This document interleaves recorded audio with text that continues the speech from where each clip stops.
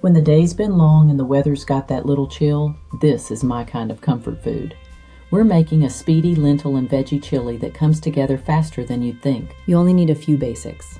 Cook brown lentils, diced tomatoes, a little corn, onions, bell pepper, and your favorite chili seasoning. I'm using brown lentils because they hold their shape but still turn tender. Perfect for a quick simmer. Add a drizzle of olive oil to your pot. Add onions and peppers just until you catch that sweet smell. That's your sign they're ready. Then in go the lentils, tomatoes, and spices. Here's a tip. Toast your chili powder and cumin for about 30 seconds before adding broth.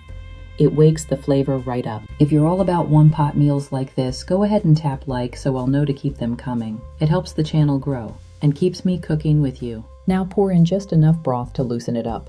Let it simmer for 10 minutes so the flavors can blend. Finish with corn, black pepper, and a squeeze of lime if you have it. Look at that.